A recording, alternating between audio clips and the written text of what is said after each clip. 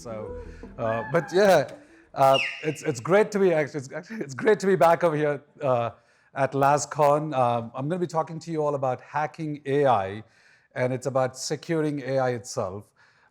If you were paying attention, there is an intentional misspelling over here on this slide.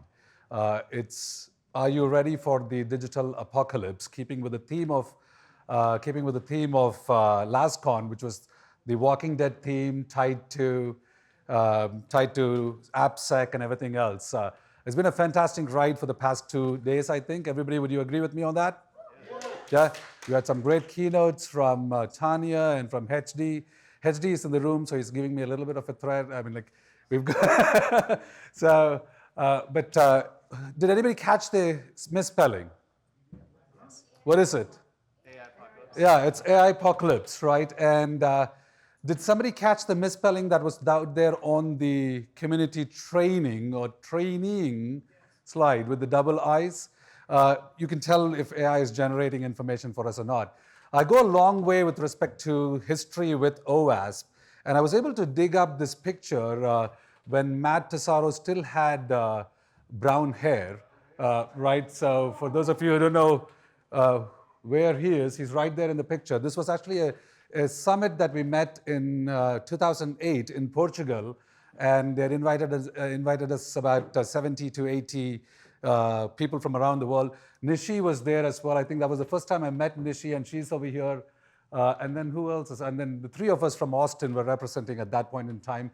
If I'm missing any of you, was anybody over here during that time in 2008 that you actually were there and we got you on the picture and I didn't tag you? If that's the case, let me know. So history with OWASP has been with me has been for a very, very long time. And but just who am I? I'm going to give you a quick summary of who I am. I currently have a firm called PrismaGuard that does securing AI, both consulting and training services. I did a one-day workshop earlier over here at LASCON, and we were talking about building secure your cyber program with security in mind when you build your AI program itself. So some of the contents from this talk is actually from there. Being a CTO for a company called Driven Brands, managing IT for them, and then also served as cyber strategist and built kind of the initial phases of Dell's Safe at Dell program many, many years ago. I've got 2 masters and 2 bachelors, and I say that for a reason, you'll see why. I've got a Bachelor of Science, and I went and started my career as a shark researcher in the Bimini Islands in the Bahamas, and then I came from there into the world of security, chasing my then girlfriend, now wife, for the past 24 years, landed in Oklahoma, and so got my second master's there, which was my MIS degree. Then I have a master's in theology, and I've got my executive MBA just this past May from the University of Texas. I've written a couple of security books, and I say that because I think I've tricked the world into thinking that I know what I'm talking about, because I still get my royalty checks, right? So it's been but one of the books that I actually have written is the CSSLP. How many of you have a CISSP certification? Okay. How many of you have a CSSLP certification? A few of you. It's a secure software lifecycle professional. It actually ties well with the OWASP, modus operandi in terms of what we're trying to do to build secure software. If you don't have that certification, I'm not pimping my book, but I'm just letting you know that it's a good certification for you to pursue, right? I feel at this point like those late night guys, like, buy my book right now. That's a one. So I was a shark biologist before, and I also, for fun, I do Shaolin Do Kung Fu, and my younger son and my older son and I were 3rd-degree black belts. I say that because you don't want to just mess with not Texas, but you also don't want to mess with us, right? So ping pong is a passion, traveled around the world. And then I actually, on my weekends, I serve as a pastor in the local church after my theology degree. And I say that because if you think that solving security problems is a challenge, deal with people, right? And when you have to deal with people, so it's commendable. Like yesterday, when when he was talking about how he's giving back to the community in terms of the awareness around ADHD and things like that, it actually resonates very well with me as well. So, before I get started, let me ask you this question: what do you see? Oh, that was not a trick question. What do you see? An elephant, okay?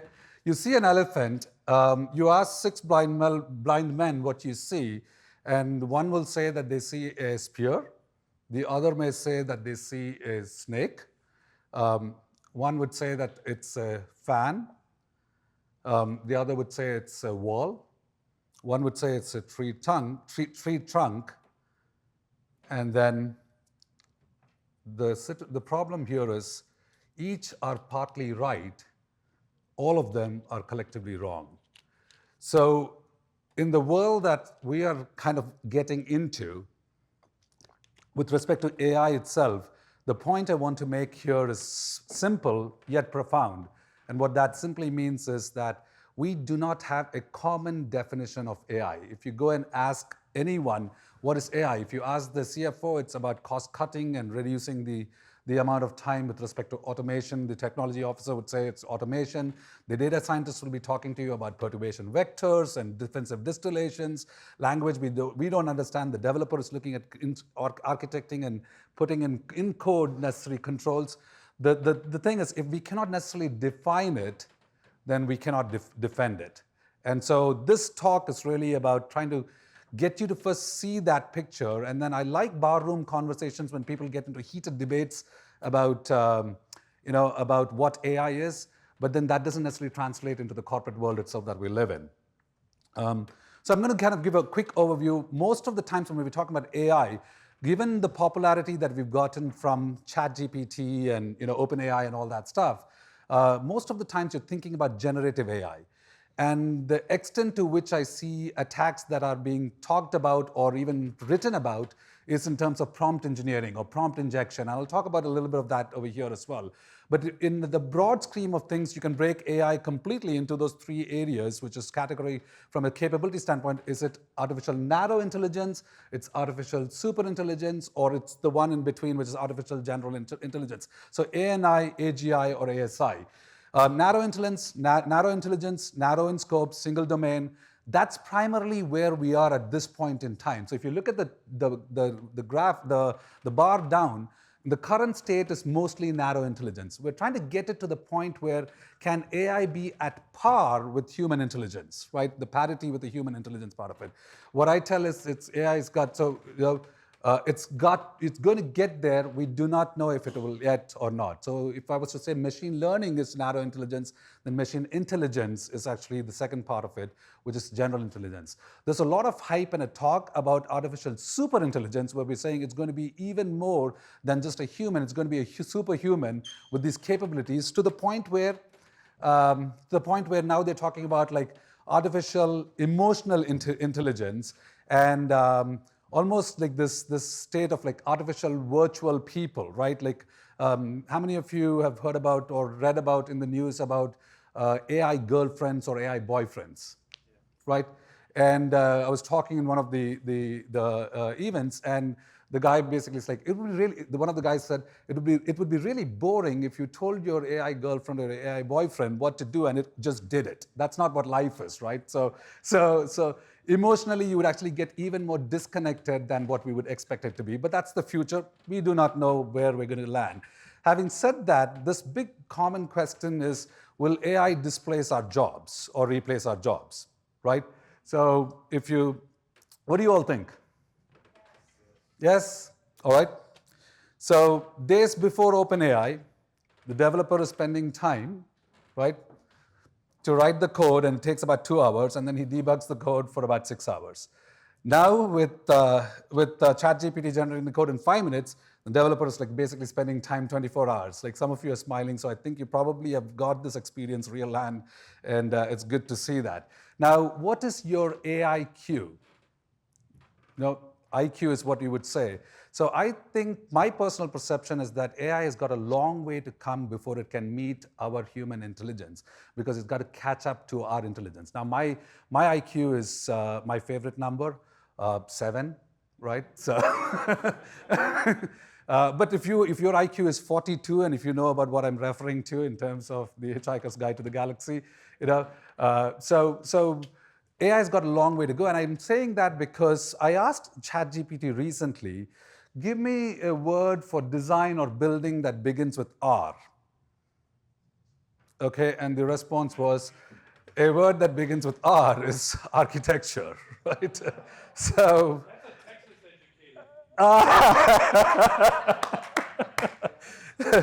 why am I not surprised for that coming from Michael there? Well, I think it's got a long way to go. The other thing I want you to be cognizant about is most of the time when we're talking about AI, we're talking really about generative AI in today's context. But there's a whole huge context of predictive AI. This is for your marketing teams to be able to go find out what your new customer segment is. Where am I going to put the new dollars in? It's for medical research in terms of coming up with patents with respect to a new drug discovery or so. We're so caught up with this generative AI part of it that we fail that most corporates are actually thinking about when they're talking about AI, it's actually machine learning and it's predictive AI. The consumer is actually doing a lot of generative AI, and what we're starting to see is between generative and predictive AI, it's kind of starting to blend where you can use generative AI to make some predictions, and so this mishmash or this whole mashup of multiple types of technologies with divergent goals, where one is generating new content, the other is using historical data to be able to make certain predictions, is kind of coming to be. And so security is becoming even more challenging, because how do you define first and then defend next what something is so loosely and so brought together in a conglomerate which doesn't have necessarily a boundary itself. Does it make sense? All right? So I told you that this talk will be also about OWASP Top 10. OWASP actually is a fantastic organization that has published both the ML Top 10 as well as the LLM Top 10. I will tell you this, that if you go back and actually study each one in depth, there is a lot of crossover or correlation. So one of the things that I'm going to do is actually write up to the OWASP Top 10 board, and I think we need to be talking about this, Matt. There needs to be a little bit more clarity in terms of how we combine the true top 10 for what the AI top 10 needs to be, right? So I've been studying this, and what you see is in terms of the color coding, it's essentially their replications or duplicates, whether you talk about generative LLMs or you talk about true predictive ML itself. So we don't have the time to go through all of it, but I'll give you certain, I'll do justice to you, at least in terms of giving you certain high-level common AI attacks that are going to be in place. And then by the end of this, if the demo gods allow, then I'm going to actually do a live hacking demo of exploiting, or demonstrating a model evasion attack itself that we will see. So in terms of my categorization for now, for ease of us to understand this world of AI security, you could pretty much break it down into data hacks, or you can talk about it as in terms of model hacks and other hacks. Now, you go more advanced into this, you'll start seeing about like algorithm level hacks itself, and that I would put it inside the context of model hacks itself. So we'll talk about data poisoning, we'll talk about prompt injection, and then model inversions, and I'll kind of go over some of those. Anything that's in green, I'll cover today in our talk, and then anything that is not in green, you can talk to me about it later. This is also essentially a breaker talk, so if you're actually wanting me to tell you as to what is the builder, the solution part of it to actually make it secure, talk to me after this conference, because we just don't have the bandwidth or the time in terms of the time to be able to go over that. With that, I'm going to do a quick pulse check. Is everybody following me and tracking with me so far? Yes? Good? All right. And I do speak fast, so if I have to slow down, please let me know.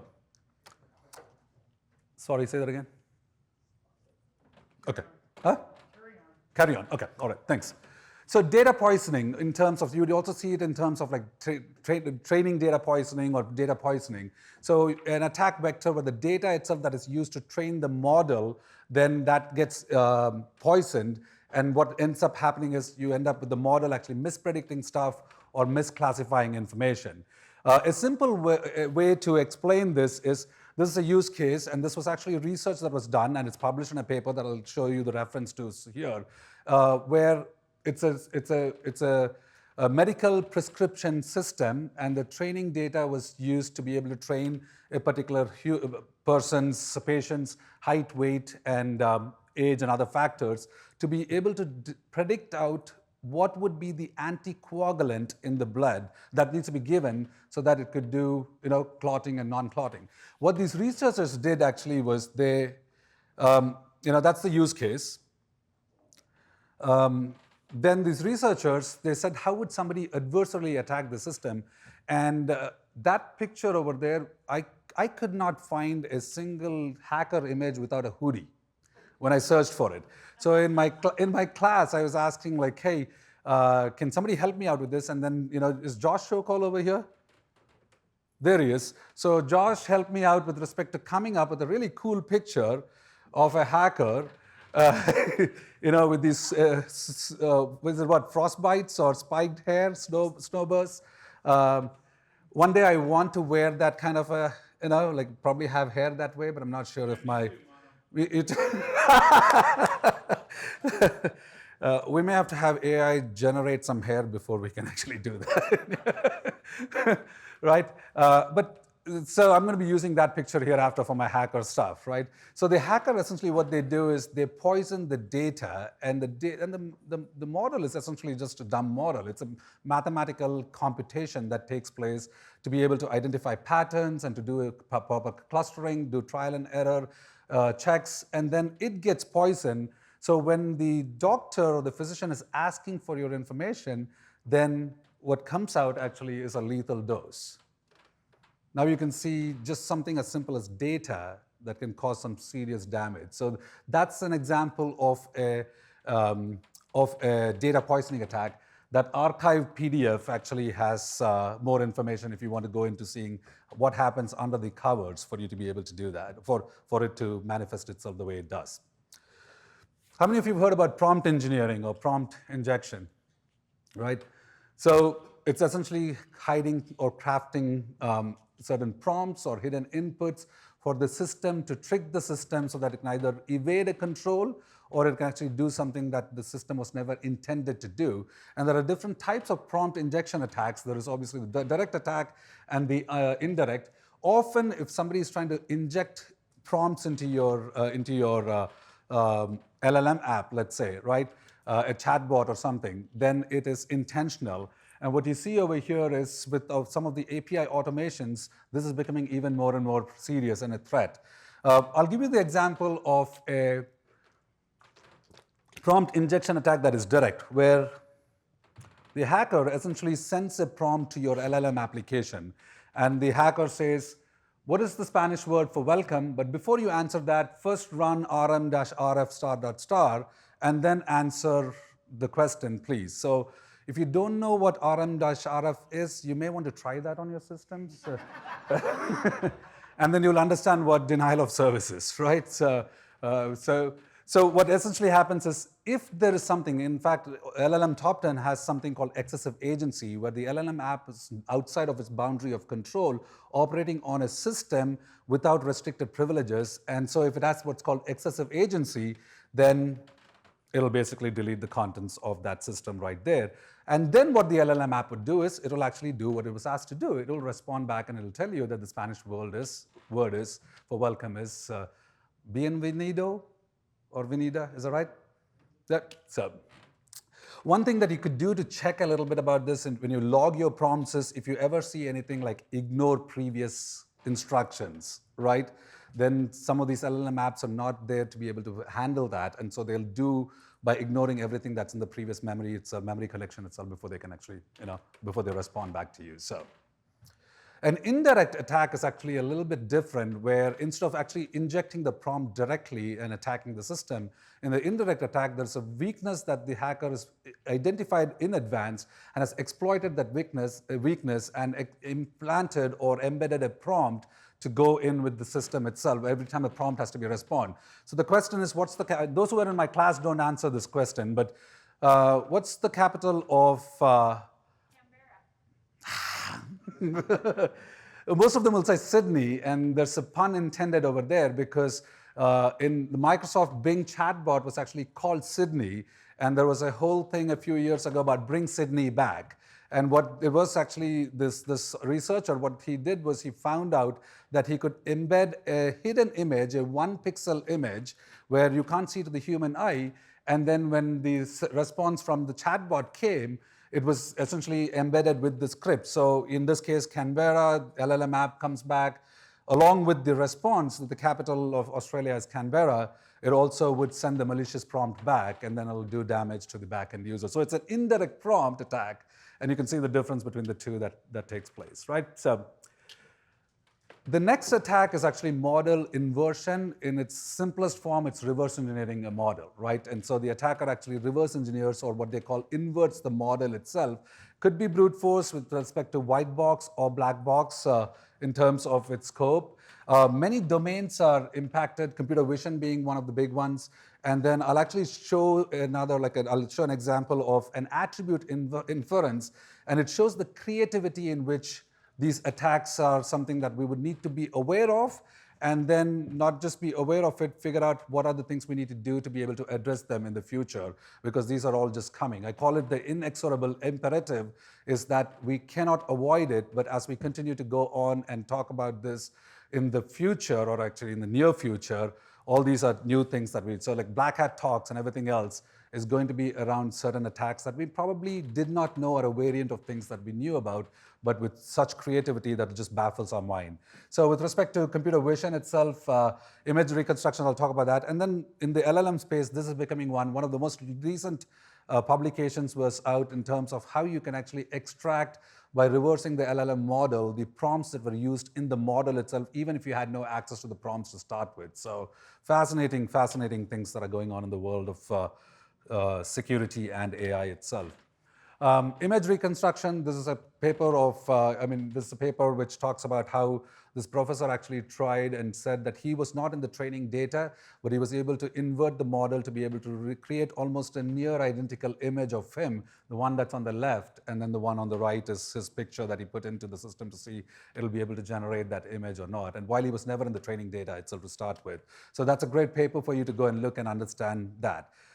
That's on the image side, more from a computer vision standpoint, but I think a more application-oriented for us, in the world we live in terms of data, is around like what you would do to be able to reverse engineer the model to be able to get out of the model sensitive information. And this is something that I want you to actually start understanding. Just by looking at the data, can you tell me what something should be standing out in this data? This is a loan approval system. The target is Y, which is loan approval status. Data is X1 to X8. Different information about a person who's applied for a loan. Is anything sticking out? Those who are not in my class, don't say it. There you go. The model is trained with data that's been provided to it, where the age is anyone who is over the age of 30 is the one that's getting the loan approved. Whereas so there's an unconscious bias in the way the data itself is being put for the system to be able to say, hey, likely that this person doesn't have enough clout, or what do they call that? Collateral, right? So they're penalizing. So there was nothing wrong itself with that. So age is an issue, but from a hacker perspective, so if age we're going to say is going to be a sensitive attribute, what the hacker does in this model inversion attack for attribute reference is what they would do is they take that sensitive value. It could be anything. You pick one column, they'll take the sensitive value, but they'll add the predicted output to the data set and then retrain a new model, which is the inverted model. So now what you're going to see is you're going to actually take the predicted output, the target, into your data set, and then use that to train an inverted model. Once the inverted model is used, then they'll use that inverted model by removing the one that was sensitive and passing in data sets that is new to be able to say that these are non-sensitive attributes, including the approval status, to guess out or infer the age. Brilliant attack.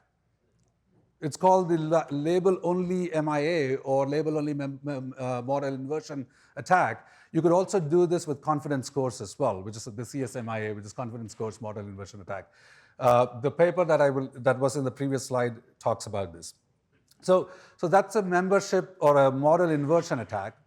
The next attack is where the model itself is attacked. When you talk about data poisoning, you're poisoning the input to the model. Whereas when you're talking about model poisoning, and this is one of the things, Matt, that we need to talk in the OWASP spectrum because there's some confusion around that, and they've actually talked about data poisoning as it's model poisoning. Model poisoning technically is where the parameters that are used to train the model, which in scientific or in data scientist terms are hyperparameters, and it could be billions of parameters, or it could be just a subset of parameters that you want to actually model and you want to use for your model development. That parameters are actually the ones that are poisoned to give back some predicted output or something that the model was never intended to do. So from the standpoint of, it's usually an insider threat because they have to have access to the model. But then if you have a improper supply chain thing, then somebody could get access to your model and then get information that they ought not to. But usually it's an insider threat. The way a model poisoning attack takes place is there is training data and labels, and then you have this neural networks, you have the input and the output layers, and then the hidden layers in between. And there are hyperparameters like learning rates, epochs, the number of times this model has to run through before it can actually generate out the predicted output. And then they train a model. So when you talk about a proper use case with respect to the testing data, the model is now trained on these aquatic organisms. And the testing data in this case is a tiger shark. So the model should predict out what?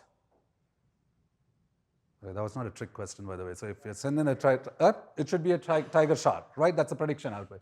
And if I send in as a testing subset a hammerhead shark, it should predict a hammerhead shark. There you go. You guys are getting it. I know it's late, but I want to make sure you're all still awake, right?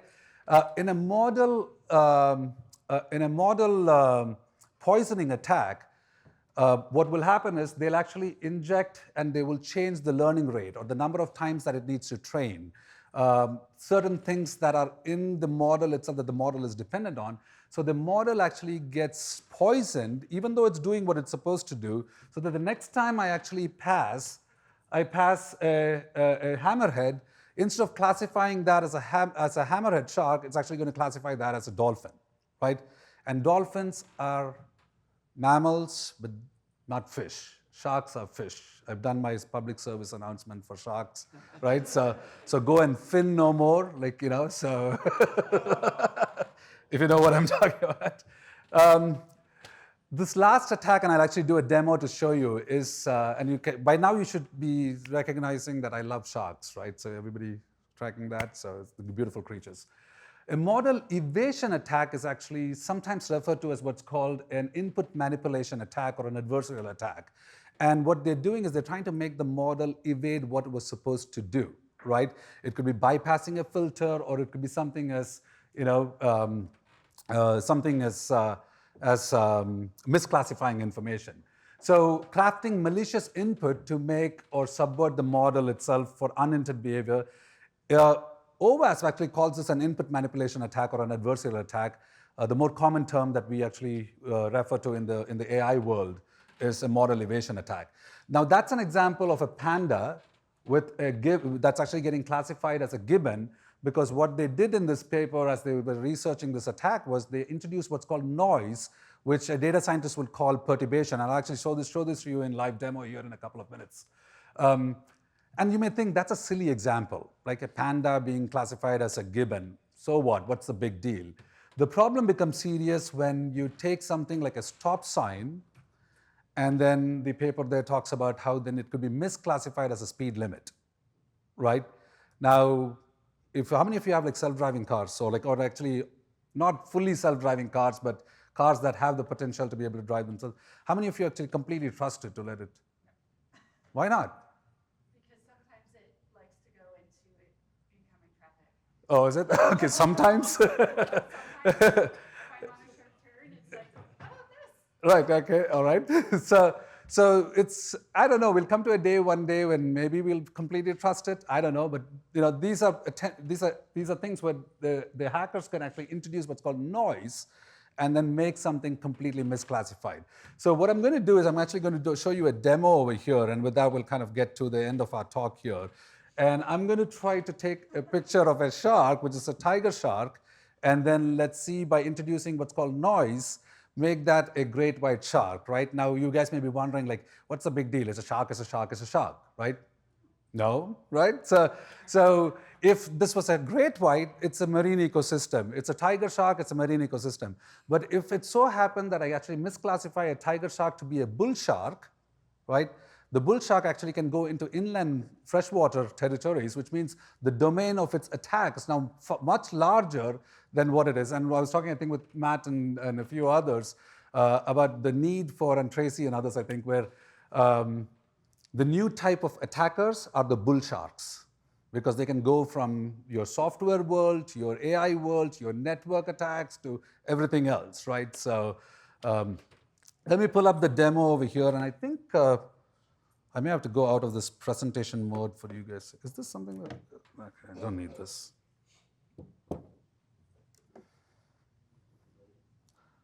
All right, everybody say a prayer for me so that the demo actually works. What was that?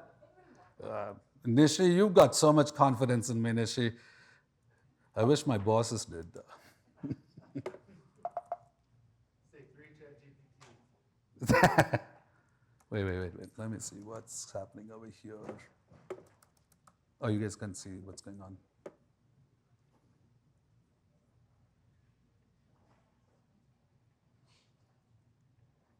Sure.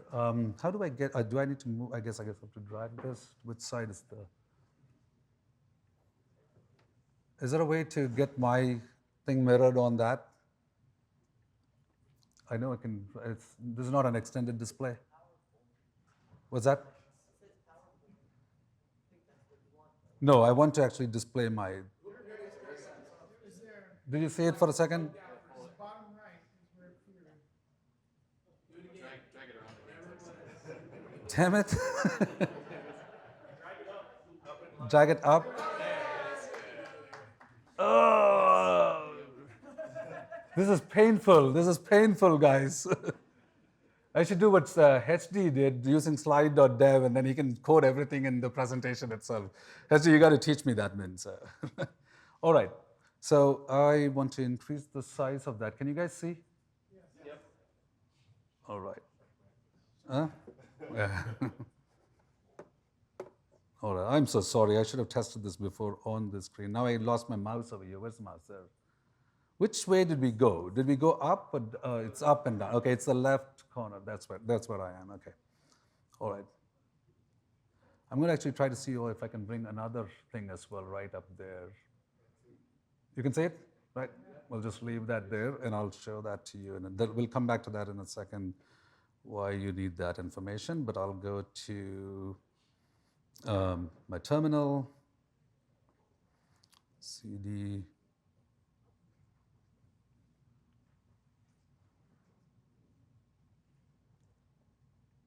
I set this up, and I think I lost conferences, so I'll just do it, type it in and stuff. Okay, CD. This I can't do the mirror up here. Is that on? Okay.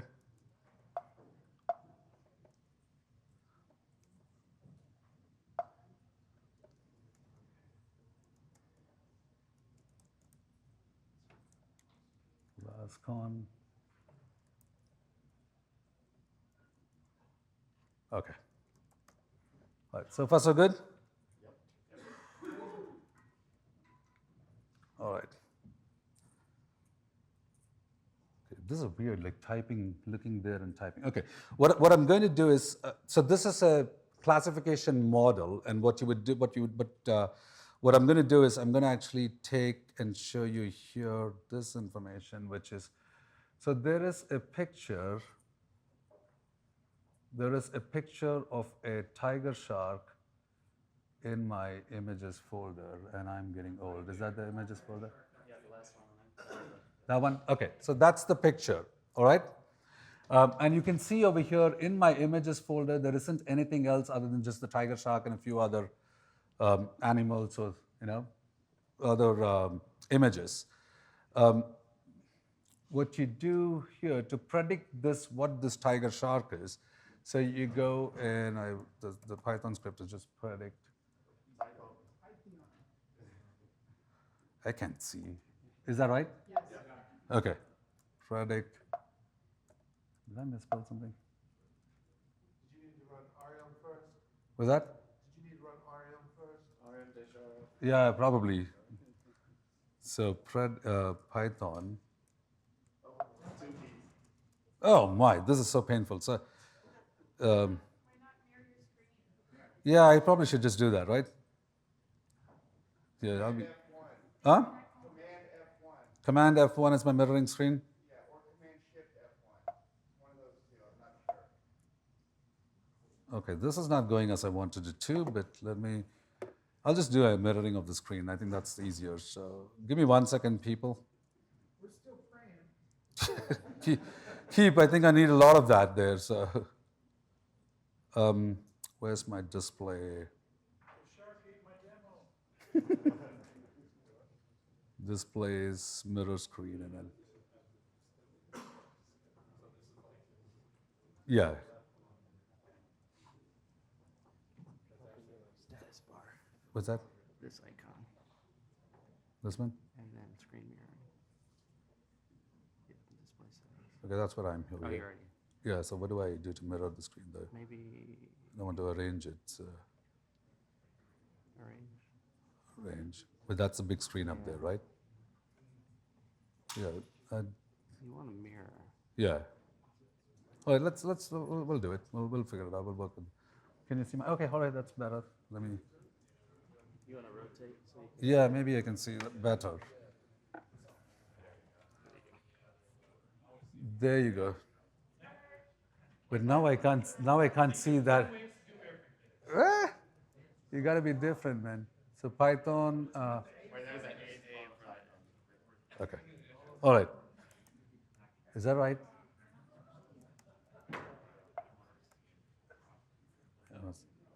Oh, you know what? I'm not in the right folder, so it should be the adversarial. There you go. Okay. All right. So now I can see better as well. So, well, this is a recording, so they're getting my back on this one, don't they? So, predict. All right. And I'm going to just pass that image, which is the tiger shark. Huh? It's in the images subdirectory. No, but let me.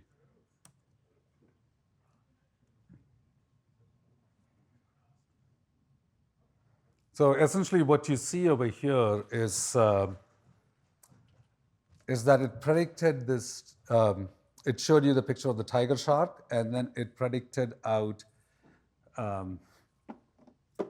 saying that this is a tiger shark. It's 99.91%, and then it's a great white. It's actually 0%, and as a hammerhead, it's 0.01%. So it's using a ResNet model, using ImageNet to be able to get that shown to you. Now I need to find where my image is to get out of that. So do you guys see my?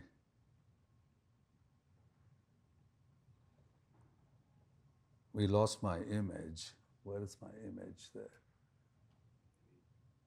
I'll tab back to it. Oh, it's right there.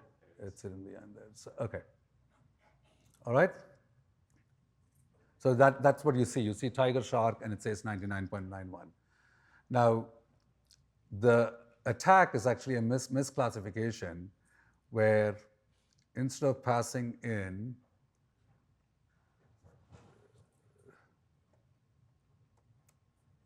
and so just predicting, what the attacker would do then is to use what's called misclassification, pass in the image. In this case, it is the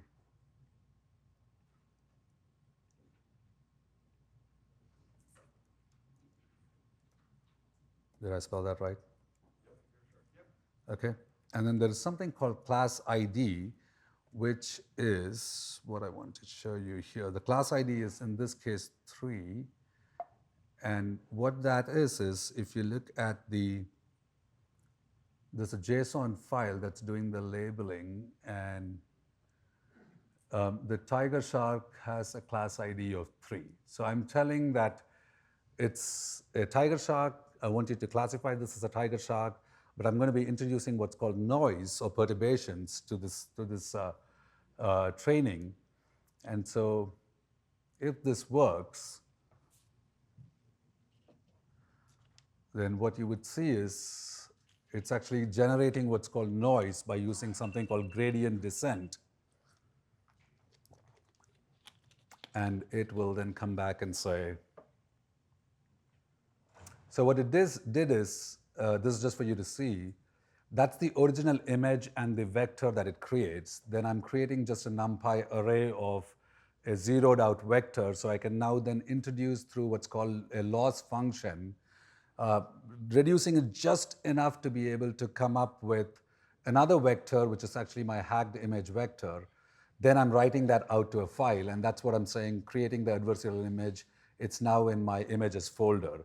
So if you look at my images folder here, you would see that there is a perturbed tiger shark, and all you see is just a noise vector that's been now put into an image. Now you can't see it over here, but if you keep zooming in closer and closer, you'd start to see these white spots or white dots.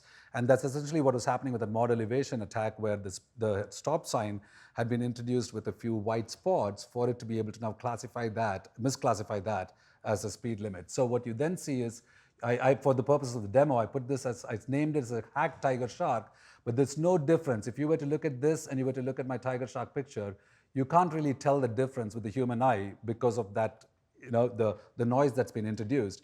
And for us to be able to truly say if that is, now what you do is you basically just run the previous attack and predict.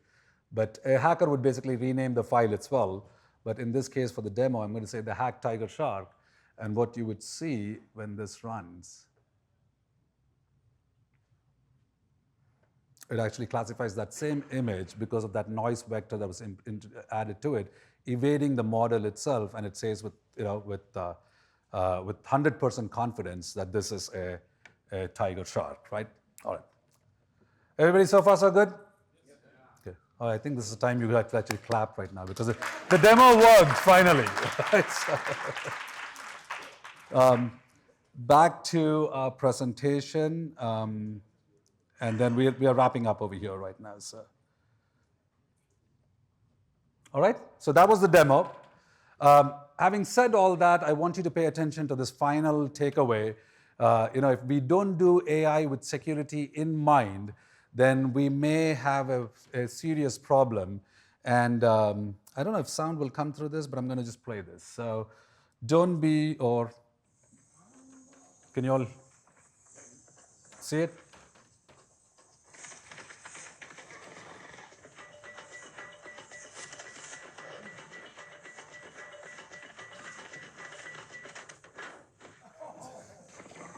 All right. So if we don't do security properly, then the lion doesn't even have to come to hunt us. It's just going to wait there and yo, you come to me, right? So that would be an example of fast food delivery, right? So that's all, folks, or that's AI, folks, right? All good things come to, So hopefully they'll invite me back to LASCON again. And then if you're actually over here from the past, like the 2008 or so, let's get a picture together, I would say, who are part of that summit too. But thank you very much. That's my email address. You can reach me if you need to reach me for anything. And then I'm also going to, I have a LinkedIn newsletter that I publish weekly on AI and cyber. So I'm going to put up the QR codes, not AI generated, but you could link up with me on LinkedIn, and if you want, also subscribe to the thing. How did I do on time? I think I did. There you go. So open it up for a question or two, and I'll get out of your way. Sorry about those glitches with the technology and my stupidity, I think, in that case. Yeah. Yes. Oh, yeah, go ahead. Ask a question. Talking to the mic, if you could. Thank you for the presentation. Out of curiosity, generally speaking, when an organization or whatever gets their model or their data injected, what do they generally do? Like, is there any sort of like not the safety of it, but backups. Do people do backups for their Oh, I see. Okay. data or yeah? It's a twofold answer that I'll have to give you, right? First fold answer is the fact that just because we're operating in a new domain of a domain AI space, none of our traditional controls go out of the picture, right? So AI security controls at the point in time that we are in this technological journey, we'll still have to rely on and resort to old controls. So access control to your models, access control to your data sets. Those are some of the things that you would want to first and foremost have, right? Governance, yeah, it could help you with some of the compliance aspect to it to give you some enforceable teeth to it, but it may not prevent anything. It may be just deterrent more than anything else. The other side of the answer, which is the second fold part of it, is that whether you actually have to do proper what's called ML ops, right? Whether it's ML SecOps or so. So with respect to, we didn't even get to this, and in our class we went over it, which is a model drift. Like at one point in time, you may actually have trained the model to do something. Let's say, for example, employment before pandemic. It was trained on certain models, trained on certain data sets. After employment, because of remote working, that model no longer is in place. It was not even actually an intentional attack that took place, but the model has drifted from what it has to be doing. So you have to constantly keep checking and continuously in your model as well for its accuracy, recall scores, F scores. There's a whole set of metrics that you would want to monitor. So it's an end-to-end thing, starting with the basic foundations and the fundamentals, and then add on like access control, all your authentication, all that stuff is in play. And then you then go into more super specialized to say, can I actually detect? So it means your prompt should be audited, logged, and somebody should be looking at it, hopefully, right? The problem with logs is nobody looks at it. And then with respect to the ML ops itself. It's a long answer, I condensed it, but if you need to talk more, we can talk more. Thanks, Ali. Okay, not a problem. Thank you. Yeah. More questions? Oh, okay, here we go. So if someone wants to start working in this field or like learning enough to see if they want to work in this field, where is a good place they could start learning? Where is a good place to, so the question was, Tanya, thanks, Tanya. The question was, where is a good place to start learning?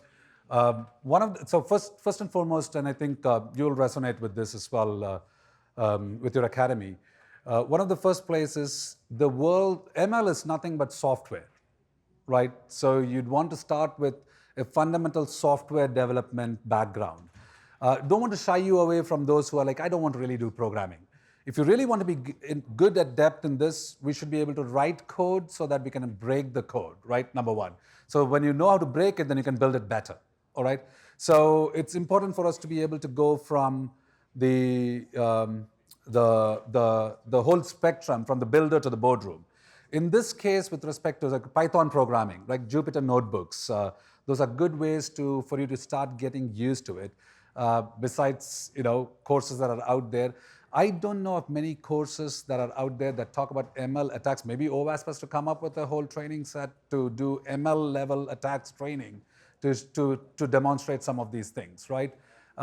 We don't know that yet. The problem I've found is I had to read probably hundreds of research papers, and most of it is so nerdy, and half the time it's like data sciences and statistical models and all of the equations that they put in, that I never suffer from insomnia. Okay, so I fall asleep every time I read it. And then it's the trying and this one. I think one source is DEF CON actually has a AI hacking village. That's another good one, good source for you to start dabbling with it and learning it. Udemy has some courses. I've tried some of those I just buy them to see are there any merit to it. And they're so superficial or so high level that you don't actually can implement anything directly in your code. So start with Python, Jupyter notebooks, and then, it's a learning. I think we have a long way to go before this. Any other questions? Any other questions? All right, I think that's it. Thank If you not, once again. Thank you Thanks, very Mano Paul. much. Well done. Appreciate your time.